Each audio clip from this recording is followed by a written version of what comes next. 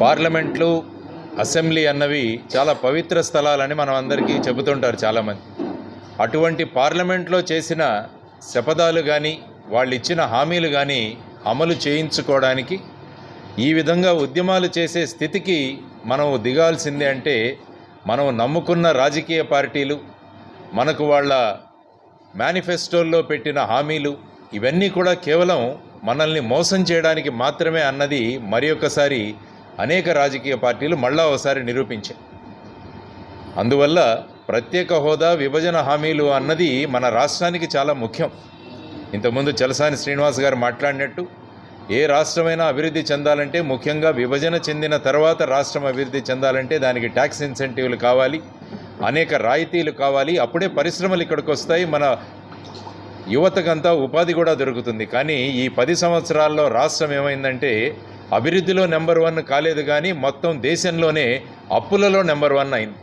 దానికి ప్రధానమైన కారణం ప్రత్యేక హోదా మరియు విభజన హామీల పట్ల ఏ పార్టీలు ఉన్నాయో వారందరూ కూడా ఏమాత్రం కూడా జాగ్రత్త వహించకుండా అత్యంత నిర్లక్ష్యపూరితంగా వాళ్ళందరూ ప్రవర్తించినందువల్ల ఈ విధమైన పరిస్థితిలో మనం చిక్కుకున్నాం.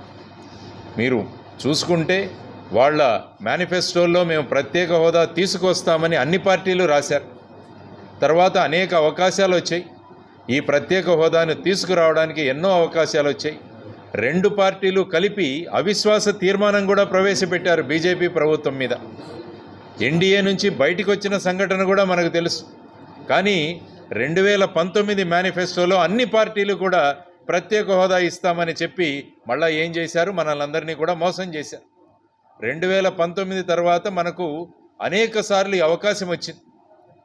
రాష్ట్రపతి ఎన్నిక కావచ్చు, సిటిజన్షిప్ అమెండ్మెంట్ బిల్లు కావచ్చు, ఉపరాష్ట్రపతి ఎన్నిక కావచ్చు, మొన్నటికి మొన్న ఢిల్లీలో సివిల్ సర్వీసెస్ సర్వెంట్స్ అపాయింట్మెంట్ మీద బిల్లు వచ్చినప్పుడు కూడా మన 2 పార్టీలు ఏవైతే ప్రాతినిధ్యం వహిస్తున్నాయో, అటు తెలుగుదేశం కావచ్చు, ఇటు వైఎస్ఆర్ పార్టీ కావచ్చు, వీరిద్దరూ కూడా కలిసికట్టుగా పనిచేసి మాకు ప్రత్యేక హోదా ఇస్తే తప్ప మీరు ప్రవేశపెట్టిన బిల్లులు కానీ, మీరు పెట్టిన రాష్ట్రపతి ఉపరాష్ట్రపతి అభ్యర్థులను కానీ మేము సపోర్ట్ చేయమని గట్టిగా చెప్పింటే ప్రత్యేక హోదా ఎప్పుడో వచ్చేసేది మనకు. కానీ ఆ 2 పార్టీలు ఏం చేశాయంటే, ముఖ్యంగా రాష్ట్రపతి ఎన్నిక అప్పుడు క్యాండిడేట్ అక్కడ ప్రకటించగానే ఇక్కడ వెంటనే 2 పార్టీలు మేము సపోర్ట్ చేస్తామని చెప్పారు.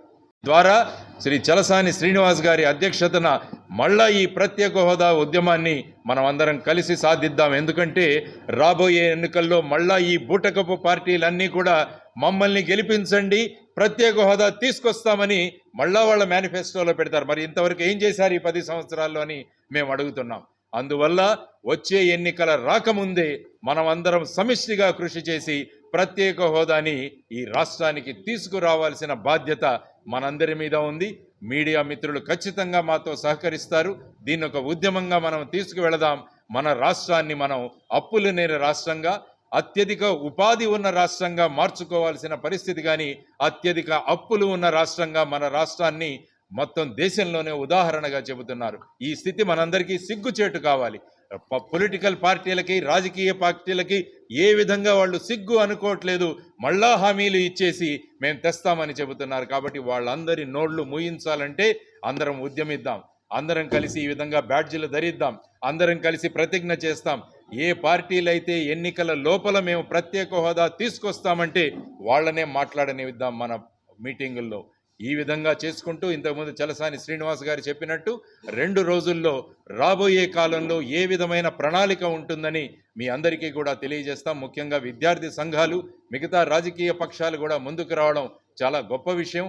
దీన్ని మనం అందరం కలిసి పోరాటం చేసి మనం ప్రత్యేక హోదాను తీసుకొద్దాం, విభజన హామీలు అమలయ్యేగా చేద్దామని చెప్పేసి మీ అందరికీ తెలియజేసుకుంటూ మనందరం కలిసి ఉద్యమిస్తామని తెలియజేస్తూ సెలవు తీసుకున్నాను. జై భారత్. వచ్చిన తర్వాత ఆవిడ ప్రసంగాన్ని మీరు ఒకసారి చూస్తే ఆవిడ ఏమన్నారంటే, మేము ఈ పార్టీలను అడగకుండానే మాకు సపోర్ట్ ఇచ్చిన ఈ 2 పార్టీలకు మేము కృతజ్ఞతలు తెలియజేస్తా ఉన్నాము అని తెలియజేశారు. ఎంత దారుణం అండి ఇది. ఇప్పుడు ఏమంటున్నారు, లోక్సభలోను రాజ్యసభలోను ప్రశ్నల మీద ప్రశ్నలు అడుగుతున్నారు, రాష్ట్రానికి ప్రత్యేక హోదా ఇస్తారా లేదా అని.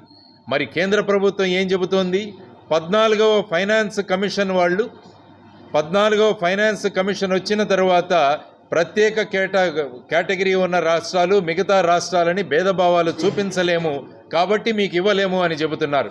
దానికోసం ఈ పుస్తకం ఒకసారి మీకు చూపిస్తున్నాను. ఇది రాసినది ఎవరు? ఎన్కే సింగ్ గారు. ఆయన 15వ ఫైనాన్స్ కమిషన్ చైర్మన్. ఆయన ఈ పుస్తకంలో ఏం రాశారంటే 288వ పేజీలో ఒక్కసారి చదివిస్తాను, ఎందుకంటే యువతరానికి తెలియాలి ఈ విషయం.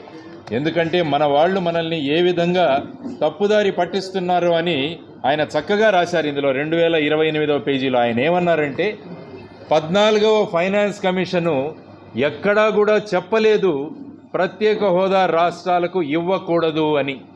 కానీ కేంద్ర ప్రభుత్వం వాళ్ళ పరిస్థితులకు అన్వయించుకొని దీన్ని వీళ్ళు వాడుతున్నారు. ఆయన చెప్పింది ఏంటంటే ఇప్పటికీ కూడా కేంద్ర ప్రభుత్వం అనుకుంటే రాష్ట్రానికి ప్రత్యేక హోదా ఇవ్వగలదు అని ఫైనాన్స్ కమిషన్ చైర్మన్ గారు రాశారు ఈ పుస్తకంలో. మరి ఏమంటారు దీని గురించి? నిర్మలా సీతారామన్ గారు పాండిచ్చేరి ఎలక్షన్లో వచ్చి పాండిచ్చేరిలో కనుక భారతీయ జనతా పార్టీని మీరు ఎన్నుకుంటే మేము ప్రత్యేక హోదా ఇస్తామన్నాం. అప్పుడేమైంది 14వ ఫైనాన్స్ కమిషన్? ఈ విధంగా ఆంధ్రప్రదేశ్ రాష్ట్ర ప్రజలను ఈ విధంగా మోసగించడంలో వీళ్ళందరూ కూడా సిద్ధహస్తులయ్యారు. అందువల్ల ప్రత్యేక హోదా విభజన హామీలు అన్నవి ముగిసిన అధ్యాయం కాదు, మళ్ళా తిరగ రాయాల్సిన అధ్యాయమని అందరి తరపున నేను మీ అందరికీ తెలియజేస్తున్నాను. జల్లికట్టు ఉద్యమం ఒక్కసారి ఆలోచించండి. సుప్రీంకోర్టు చెప్పింది జల్లికట్టు అన్నది మేము అనుమతించము అని. కానీ మొత్తం తమిళనాడు రాష్ట్రం తర్వాత చెన్నై స్తంభింపజేసి అందులో ప్రతి ఒక్కరూ పాల్గొన్నారు. రాష్ట్ర ప్రభుత్వం ప్రత్యేకంగా చట్టం చేయాల్సిన పరిస్థితిని తీసుకొచ్చారు. 3 వ్యవసాయ బిల్లులు ప్రవేశపెట్టారు. మరి వ్యవసాయదారులు రైతులందరూ కలిసి ఢిల్లీలో ధర్నాలు చేసి ఈ 3 చట్టాలను వెనక్కి తీశారు. ఇది పబ్లిక్ పవర్ అంటే, ఇది ప్రజలకున్న శక్తి అంటే.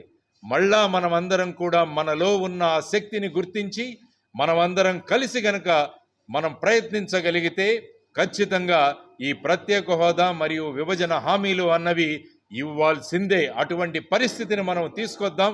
కాబట్టి ఈ కళ్ళబొల్లి మాటలు చెప్పే ఈ రాజకీయ పార్టీలను మీరు నమ్మకండి.